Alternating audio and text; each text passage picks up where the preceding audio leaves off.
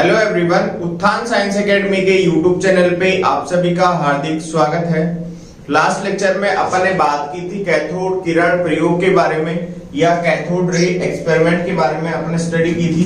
देखा था कि जो कैथोड किरण एक्सपेरिमेंट है उसका सेटअप क्या होता है, उसमें क्या क्या उपकरण काम में लिए जाते हैं तथा उसकी कार्य प्रणाली के बारे में अपन ने क्या की थी, बात की थी। आज अपन बात करेंगे कि जो कैथोड किरणें हैं उनके क्या क्या गुणधर्म होते हैं या उनकी क्या क्या प्रॉपर्टीज हो सकती है ना। मींस ओनली कैथोड किरणों के बारे में कुछ स्पेसिफिक पॉइंट्स अपन डिस्कस करेंगे। उसके बाद में अपन बात करेंगे कि जो इलेक्ट्रॉन है उस पे क्या आवेश होता है, उसका द्रव्यमान क्या होता है और उसका विशिष्ट आवेश क्या होता है। इन तीन चीजों के बारे में अपन क्या करेंगे, डिस्कस करेंगे। तो सबसे पहले अपन बात कर लेते हैं कैथोड किरणों की प्रॉपर्टीज के बारे में। तो जो फर्स्ट प्रॉपर्टी आती है वो अपन ने देखा था कि जो कैथोड किरणें हैं वो क्या हो रही थी, सीधी रेखा में क्या कर रही थी, गमन कर रही थी। और अपन ऐसा भी बोल सकते हैं कि कैथोड किरणें, जो कैथोड तल होगा, मींस यदि मैं इसको तल बोल रहा हूं है ना, तो इस तल के लंबवत दिशा में क्या कर रही थी, गमन करेगी। मींस यदि तुम इस बोर्ड को एक प्लेन मानो, कौन सा वाला, कैथोड तल यदि कंसीडर कर रहे हो, तो जो तुम्हारी किरणें हैं वो इसके परपेंडिकुलर डायरेक्शन में क्या करेगी, गमन करेगी, या इसके परपेंडिकुलर डायरेक्शन में क्या करेगी, ट्रेवल करती है। तो सबसे सिंपल पॉइंट जो आता है तुम्हारे पास में, वो अपन ऐसा बोल सकते हैं कि कैथोड किरणें कैथोड तल के परपेंडिकुलर डायरेक्शन में या लंबवत दिशा में क्या करती है, सीधी रेखा में क्या करती है, गमन करती है। तो मैं ऐसा बोल सकता हूं कि कैथोड किरणें कैथोड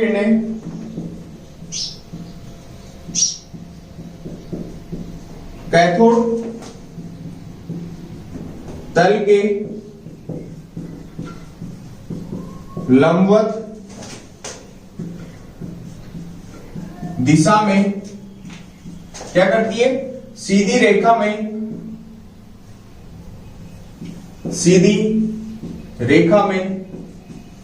गमन करती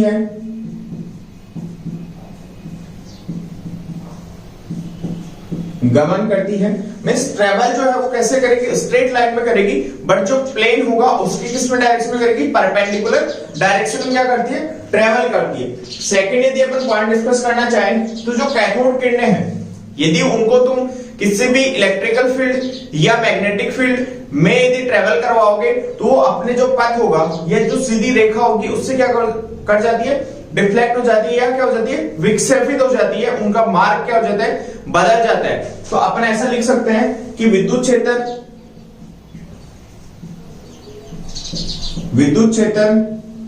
व चुंबकीय क्षेत्र में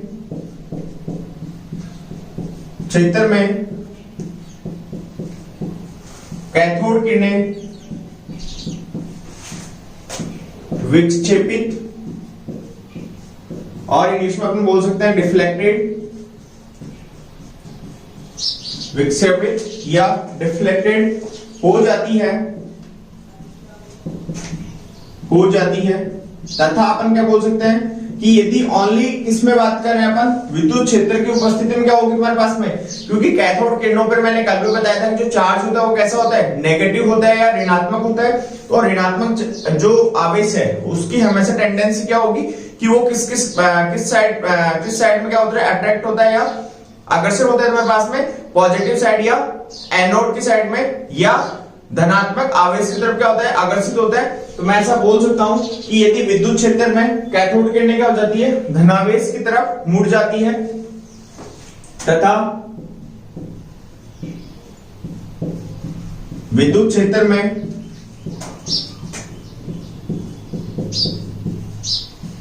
कैथोड किरणें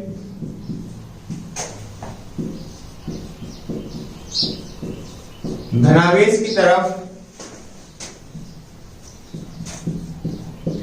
मुड़ जाती हैं, धनावेश की तरफ मुड़ जाती हैं। तो ये सेकंड पॉइंट हो गया।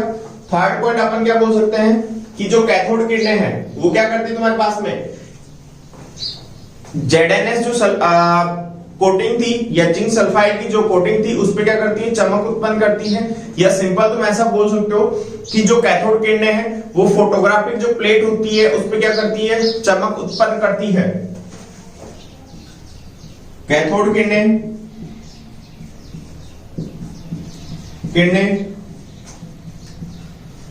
फोटोग्राफिक प्लेट पर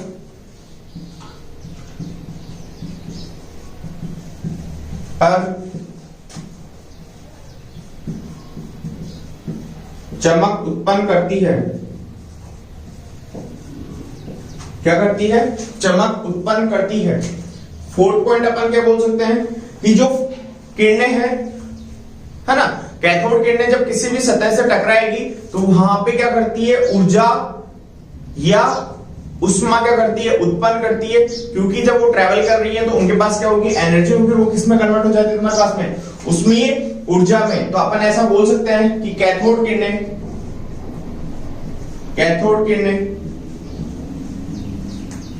धातु की सतह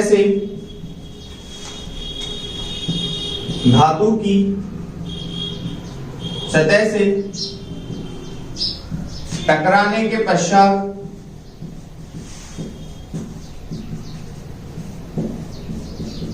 उष्मीय प्रभाव दर्शाती है। ठीक है। फिफ्थ पॉइंट अपन क्या बोल सकते हैं कि जब कैथोड किरणें, है ना, या अपन ऐसा सिंपल सा बोल सकते हैं कि कैथोड किरणों के पास में क्या होती है, यांत्रिक ऊर्जा होती है। और यांत्रिक ऊर्जा का मीन्स उनके पास में क्या होता है, द्रव्यमान भी होता है, उनके पास में क्या होता है, संवेग भी होता है। तो जब किसी भी एक पहिए को और यांत्रिक ऊर्जा को चेक करने के लिए अपन को क्या करना पड़ता है, किसी भी पहिए को, है ना, अपन क्या कर देते हैं, कैथोड किरणों में रख देते हैं। तो अपन नोटिस करेंगे कि जो पहिया है वो क्या हो जाता है, घूमना स्टार्ट हो जाता है। तो वहां से पता चलता है कि कैथोड किरणों के पास में क्या होती है, यांत्रिक ऊर्जा भी होती है ना। तो अपन ऐसा बोल सकते हैं कैथोड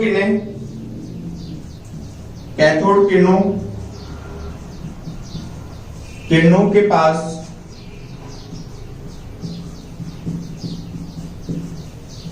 यांत्रिक ऊर्जा होती है। ठीक है, मीन्स उनका वेग भी होता है और उनमें क्या होता है, संवेग भी होता है। ठीक है, ये बात हुई कुछ फिफ्थ 5 पॉइंटों की। बट यदि मैं एक सबसे इंपॉर्टेंट पॉइंट जो बताना चाहूंगा, जो जनरली तुम्हें क्या होता है एग्जाम में पूछा भी जाता है, वो पॉइंट क्या है वो देखो।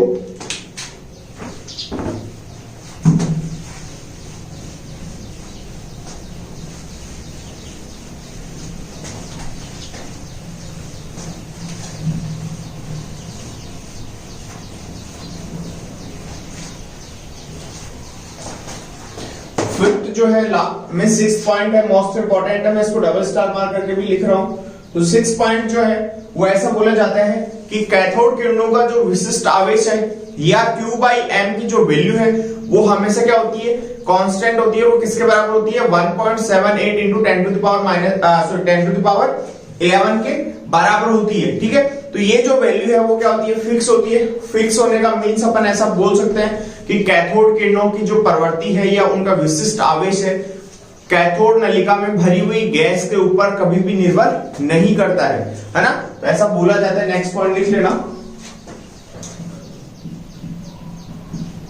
कैथोड किरणों पर या कैथोड किरणों का विशिष्ट आवेश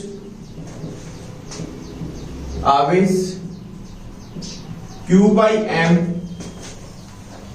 कैथोड किरणों का विशिष्ट आवेश Q/m जो बराबर होता है 1.78 into 10 to the power 11 KG coulomb per KG क्या होता है तुम्हारे पास में, कांस्टेंट होता है।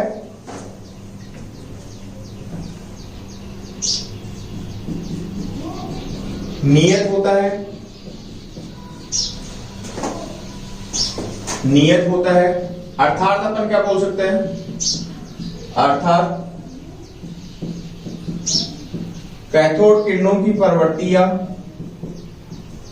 किरणों का विशिष्ट आवेश आवेश विसर्जन नलिका या कैथोड नलिका में, कैथोड नलिका में भरी हुई गैस पर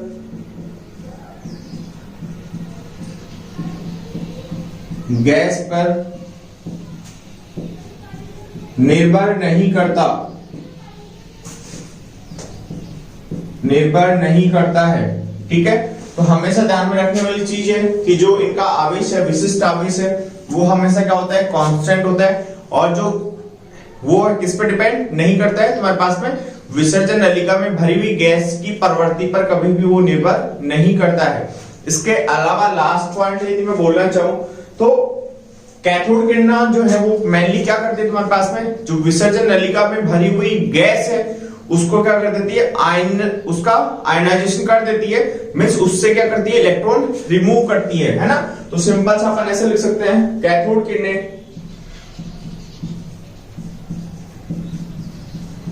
किरणें विसर्जन नलिका में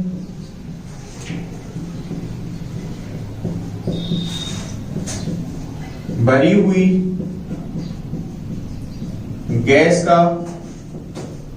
आयनाइजेशन करती है, है ना।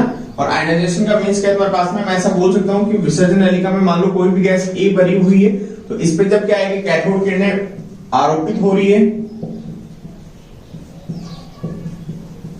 तो यहां से क्या होगा तुम्हारे पास में, ये एक इलेक्ट्रॉन को रिमूव कर देगी और ये जो है वो किस में कन्वर्ट हो जाता है, ए प्लस में, है ना।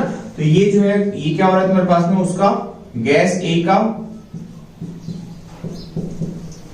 आयन बन रहा है ना। इसलिए अपन क्या बोलते हैं कि कैथोड किरणें जो है वो क्या कर देती है, तुम्हारे पास में भरी हुई गैस का क्या कर देती है, आयनाइजेशन कर देती है। तो ये कुछ इंपॉर्टेंट पॉइंट थे कैथोड किरणों के बारे में जो तुम्हें हमेशा ध्यान में रखने हैं, क्योंकि जेड, आईसीआर, बीएचओ, नीट जो एग्जाम्स होती है उनमें बहुत बार पूछ लेते हैं कि कैथोड किरणें हैं वो भरी हुई गैस का क्या करती है, या उनका जो विशिष्ट आवेश है वो नियतांक होता है या नहीं होता है। तो इस चीज की, इस पॉइंट्स के बारे में कुछ क्वेश्चन पूछे जा सकते हैं, इसलिए मैंने यहाँ पे इनके बारे में क्या किया, डिस्कस किया। अब अपन बात करते हैं इलेक्ट्रॉन का जो आवेश है वो क्या होता है।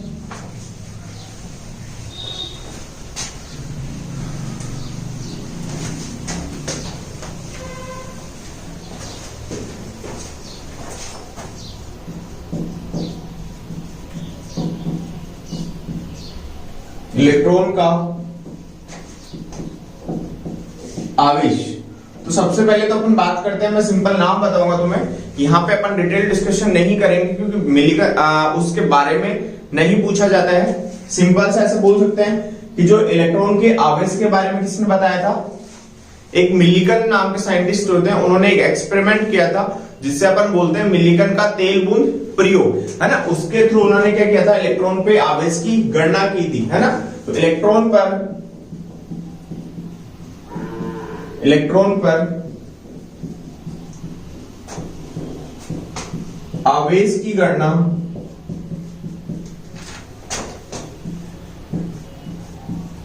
मिलीकन के तेल बूंद प्रयोग से की गई थी, तेल बूंद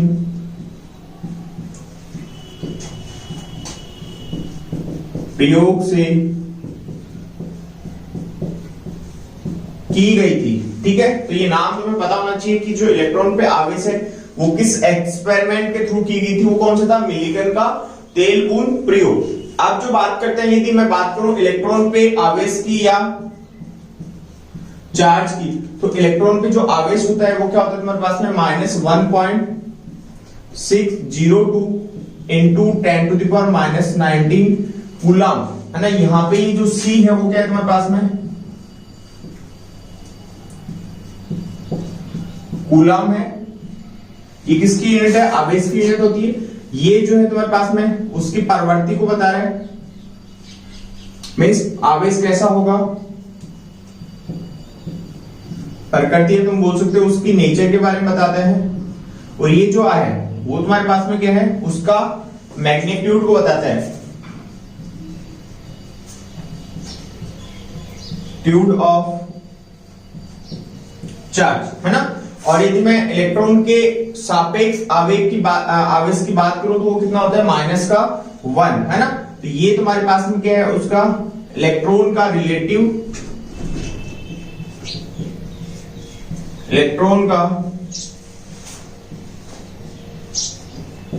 रिलेटिव चार्ज, है ना। तो ये बात भी सिंपल से, ये चीज याद होनी चाहिए कि जो इलेक्ट्रॉन पे आवेश होता है वो कितना होता है 1.6022 इंटू 10 की घात -19 कूलम होता है। तो ये चीज तुम्हें क्या होनी चाहिए, याद होनी चाहिए। इसके बाद में यदि अपन बात करें किसकी, इसके द्रव्यमान के बारे में, तो देखो क्या होता है तुम्हारे पास में,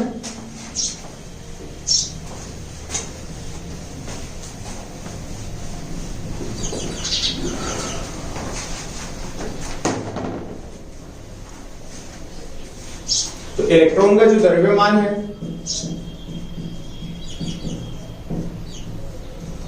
इलेक्ट्रॉन का द्रव्यमान जो होता है वो मास जो है वो कितना होता है 9.1094 इंटू 10⁻³ किलोग्राम होता है। यदि मैं इसको बात करूं किसमें, ग्राम में, तो क्या हो जाएगा 9.1094 इंटू 10 की घात -28 ग्राम हो जाएगा। और यदि अपन बात करें किसमें, एटॉमिक मास यूनिट में, तो ये होता है 0.00549 AMU। पहले पे अपन ने बात की थी, किसको रिप्रेजेंट करता है, एटॉमिक मास यूनिट को दर्शाता है। तो ये बात की किसके बारे में, इलेक्ट्रॉन के द्रव्यमान के बारे में। तो ये भी तुम्हें क्या होना चाहिए, याद होना चाहिए। और लास्ट अपन बात करते हैं इलेक्ट्रॉन के विशेष आवेश, इलेक्ट्रॉन का विशिष्ट आवेश, विशिष्ट आवेश, है ना। यह अपन बोल सकते हैं स्पेसिफिक चार्ज। तो विशिष्ट आवेश जो होता है उसको अपन रिप्रेजेंट करते हैं आवेश बटा द्रव्यमान, है ना। चार्ज अपॉन मास का जो रेशियो होता है वो क्या होता है तुम्हारे पास में, विशिष्ट आवेश। तो यहाँ पे इलेक्ट्रॉन का विशिष्ट आवेश निकाल लूंगा, मैं क्या लिख दूंगा, इलेक्ट्रॉन पे चार्ज का होता है E/m। तो यहाँ पे इलेक्ट्रॉन का जो चार्ज अपन लिखा था वो कितना 1.022 इंटू 10 की घात -19 कूलम बटे उसका द्रव्यमान क्या है 9.1094 इंटू 10 की घात -31 किलोग्राम। तो ये जो वैल्यू कैलकुलेट होके आती है वो कितनी आती है 1.78, है ना। मींस अराउंड जो वैल्यू कैलकुलेट आएगी 1.7588 इंटू 10 की घात 11 कूलम पर केजी, है ना। तो ये बात हुई तुम्हारे पास में किसकी, इलेक्ट्रॉन के विशिष्ट आवेश के बारे में या उसके स्पेसिफिक चार्ज के बारे में, ठीक है। तो यदि इसको तुम किस में लिखना चाहो, ग्राम में, तो तुम इसको लिख सकते हो 1.7588 इंटू 10⁸ कूलम पर ग्राम, है ना। तो ये चीजें तुम्हें क्या होनी चाहिए, याद होनी चाहिए कि इलेक्ट्रॉन का आवेश क्या होता है, उसका द्रव्यमान क्या होता है और उसका विशिष्ट आवेश या स्पेसिफिक चार्ज क्या होता है। तो आज के वीडियो लेक्चर में अपन ने बात की कैथोड किरणों के गुणधर्मों के बारे में, इलेक्ट्रॉन के आवेश के बारे में, उसका द्रव्यमान और उसके विशिष्ट आवेश के बारे में। नेक्स्ट जो वीडियो लेक्चर होगा उसमें अपन डिस्कस करेंगे किसके बारे में, प्रोटॉन, उसकी खोज किसने की थी और उसके बारे में डिटेल डिस्कशन किया जाएगा। तो जिन बच्चों को हमारे वीडियोस पसंद आ रहे हैं वो लाइक करना एंड शेयर करना ना भूले। थैंक यू, धन्यवाद।